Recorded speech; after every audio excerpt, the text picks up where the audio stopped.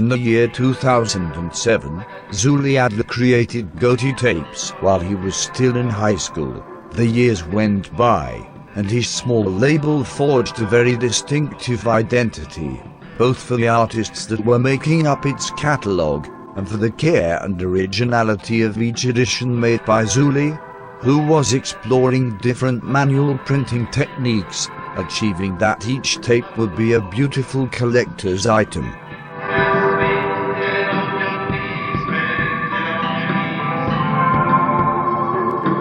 To describe the music he publishes, I'm going to do it in his own words, taken from an interview I found on the internet. Most of the releases can be described as lo-fi or damaged, but I think that also fits in with the idea of intimacy, because there's a certain naivety or an experimental or childlike approach that a lot of bands take when they play music. It's less about developing virtuosity as a musician and more about expressing yourself despite the fact that you might not know how to play your instrument. Hello Zully, how are you? Glad you're here. Oh, hi. I'm glad to be here as well. Thanks for having me. Well, Zully, I'd like to go over some of the recent albums you've put out on Goaty tapes, starting with your latest, the Discount Heaven House Band tape.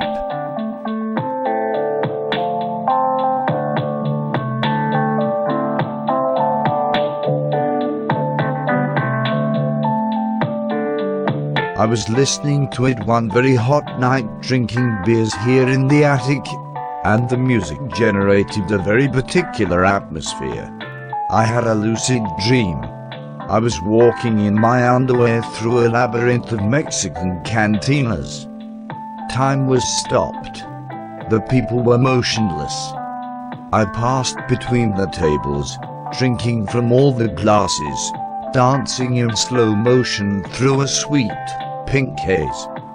Yes, those recordings generate a very particular climate. Zully, can you tell me something about them?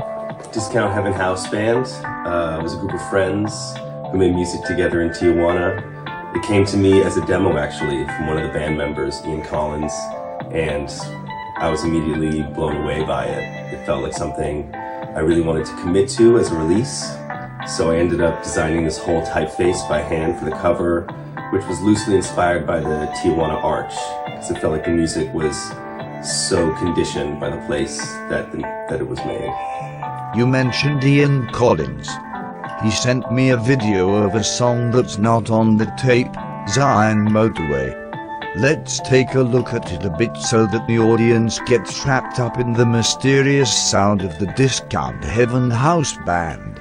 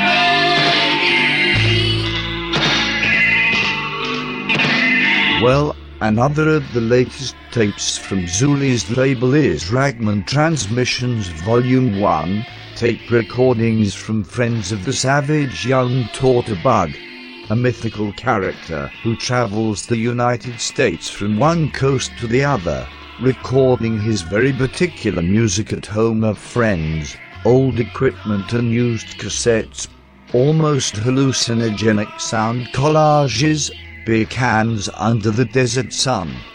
Fuck, this guy is adorable, and I recommend you look up everything he did.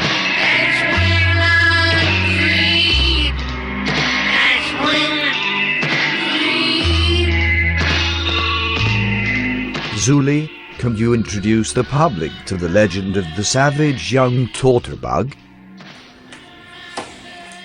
Gosh, how do you summarize the savage young Taterbug? He's like an American hero, an all-American boy who is himself erotically in the thrall of other all-American boys. You have to imagine someone who has been driving in the same truck for days at a time, an American flag t-shirt basically rotting off his shoulders. But the music is almost sentimental. It has the quality of like a crooner who really is coming from a place of melancholy, of heartbreak, of love, of loss, but kind of inflected with this intense, unnerving humor at the same time. Let's take a look at this cool footage courtesy of Adler Stores, who was filming a tour of the Midwest East Coast with the savage young Torturbug and another musician who also released an album on Goaty tapes, Tracy Trance. You can find this complete video with the original audio on YouTube. I've cropped it up a bit here just so you can get to know this character better. Folks, this is the savage young Torturbug. It's not clear, but fame wasn't all his will. Got a reason, yeah, he's on my own. Honey, I came in the window. I hear your doorbell go. I hear your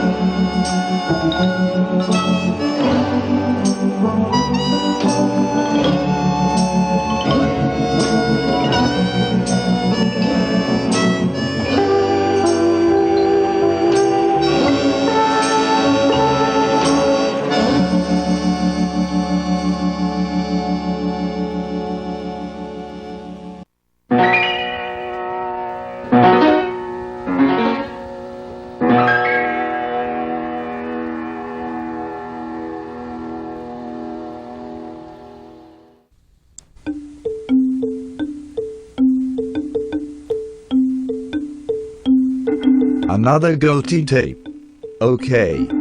A song of civilization up to now. New acoustical sound magic recorded at Studio in Petaluma, California, by Doral Deva, aka Dr. A young jazz pianist in his native Missouri, he later participated in the birth of West Coast psychedelic rock during the 1960s, then moved into improvisational and experimental music in the 1970s, creating his own musical instruments, finally staying in the small Petaluma, California, raising their children and recording hours and hours of music in his studio. A peaceful soul, a flute maker. Zully, tell me how you discovered the works of Daryl Deva. Daryl DeVore. I came to Daryl DeVore's music through a magazine called Experimental Musical Instruments, which was published out of California in the late 80s and early 90s. It was assembled by a guy named Bart Hopkin, who's sort of like a savant, a musical savant of sorts, and he had cobbled together all this music from across the country and internationally, made by people who were creating their own instruments. DeVore, of course, had been in the Charlatans, who were kind of San Francisco's first psychedelic rock band, and then later famous in more kind of subterranean circles for his band Pygmy Unit. But at the time I hadn't made those connections, and it was only on a couple of the cassette compilations that came with experimental musical instruments that I first heard his music. I think the first piece I heard was something called like Pygmy Bamboo something or other, and it was just this bizarre agglomeration of homemade percussive instruments, and I just found it totally spellbinding. And as I dug deeper and reached out to people who knew, I learned that there was a vast trove of music that he had recorded and basically remained unreleased for the most part. So putting the tape together was a long process and a test of endurance, because I had to listen through hours and hours and hours of audio and pull out what I felt like were the best parts.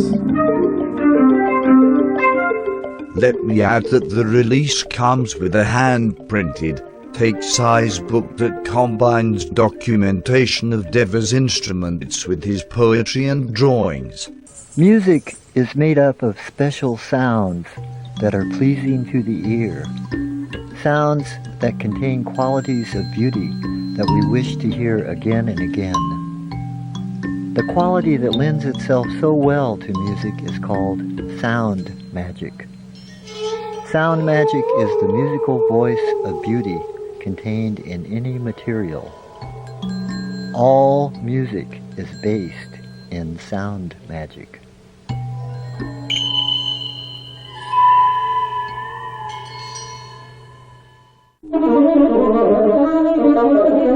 Well, Zully, before we close today's show, I wanted to know one thing. I saw a while back that you released a book on Charlie Nothing. For those who may be interested, Charlie was known for his dingulators, guitar sculptures made out of metal from American cars. He composed and produced records and tapes as far back as the late 60s. One of his LPs, The Psychedelic Saxophone of Charlie Nothing, was produced and released by John Fay's Take-Oma Records. Zully, where I can buy a copy of the book you wrote about the mysterious figure of Charlie Nothing? Do you have a copy there to show us? Oh, I wish I could point you to a place to buy the Charlie Nothing book, but I'm afraid it sold out faster than I could even fill the orders. I only made enough copies for the number of dead stock 7 inches that I found with one of Charlie's friends. So I found 157 inches, I made 150 copies of the book, and I priced them in a way that I thought it might be affordable to young people who might not have that much extra cash, and I was surprised to see it just fly off my bookshelf. But I am glad to say that I have one here that I can show you. One of my very last copies, only a part of my personal collection at this point. The book starts with a little essay it's not even really an essay, it's like a story about how I came to learn about Charlie, my search for his elusive homemade instrument, the dingulator, and all the people and artifacts I encountered along the way. And then the rest of it is split between into 3 sections. The first one is just about Charlie himself, his personal history, being an apiculturist, a beekeeper, coming from New York, being a part of a really cool bohemian world there in 1963, 1964. The second part of the book documents the instruments themselves, the dingulators. Pictures of Charlie building them. They're welded from old American car parts. And then the third part of the book is about the Dingulator Band, the Super Fabulous Dingulators. This was a really amazing group of guys. Pat Visconti, John Curtis, Jesse Ward, and Charlie himself. And they formed a sort of like street ensemble improvisational quartet. So I try to kind of like cover as much ground as I can. The book is picture heavy and text light, and kind of courts the eye more than the mind. But at the very end, it does include a little section of Charlie's handwritten lyrics, some of which are totally impenetrably weird and inscrutable, and others are very outwardly political and, in the language of resistance. So I wish there were a place for people to buy them. Who knows, maybe at some point in the future they might pop up on the internet. So I recommend keeping your eye out. Well, Zully, if you ever put that book back in print, please send me a copy. Thank you very much for being here talking to us. Go to goatytapes.com and check out everything that's available. Spend some of your money on Zully's label, so he keeps digging up all these treasures for us. Thank you very much, everyone. See you in the next episode. Bye-bye.